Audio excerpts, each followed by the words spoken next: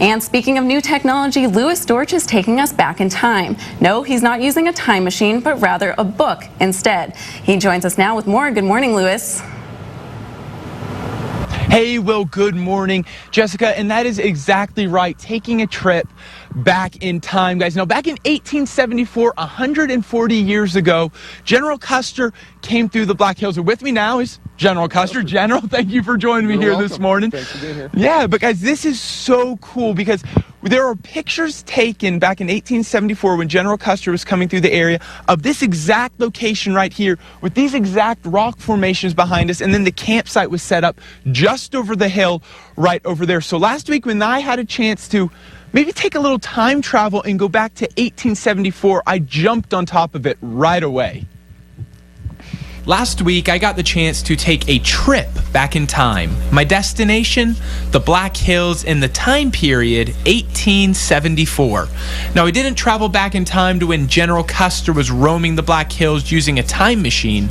My journey was completed using pictures, stories, and the exact locations that General Custer and his army visited when they first came to the Black Hills. Well, this picture I'm holding, actually a couple of different shots, but taken at this exact location, were made by William Henry Illingworth, the official photographer of the 1874 Black Hills expedition.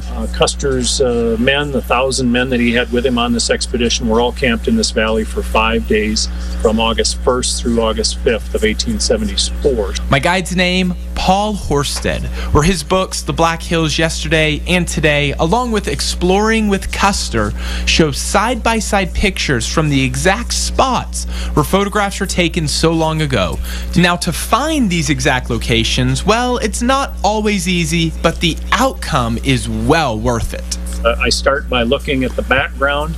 If you can find the background, you can often work your way then to the foreground and perhaps see some rocks like the one I'm sitting on here that's in an old picture. The final step of getting my camera down to the last few inches, hopefully, of where that camera was placed in 1874 is the part that I find very challenging and enjoyable, trying to make it look just like it did. Now, I love history, so being able to stand in the exact same place where Custer and his army stood 140 years ago is quite an experience. This is a panoramic shot that the photographer Illingworth took from some high rocks off behind us there, and it's looking across the whole campsite there. You got the rows of tents. There's some other tents hidden down in these trees. There's French Creek. I think he was trying to capture Harney Peak off in the distance there. And you see Calamity Peak, which is what we call it today, there on the left as well.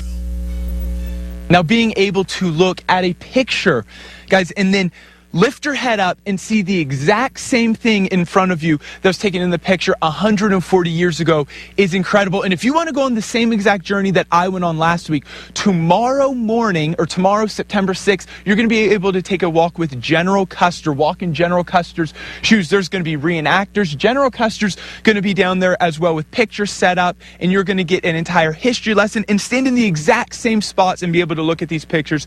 It is really...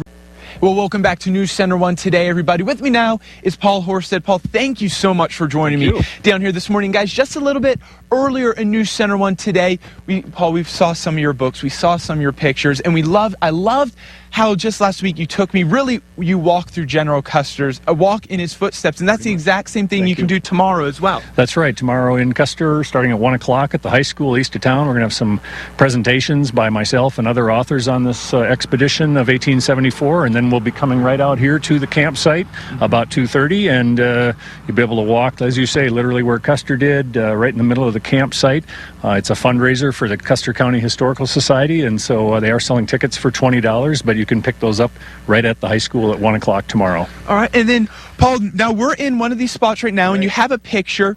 So kind of tell us what's going on in this picture right here. This is one of a series of pictures taken in 1874, the first pictures ever taken in the Black Hills. And this particular shot, we're near Calamity Peak, east of the town of Custer.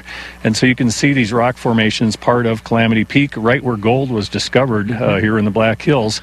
And then right behind us there, of course, is the actual rock formation. So we're virtually on the point where this picture was taken.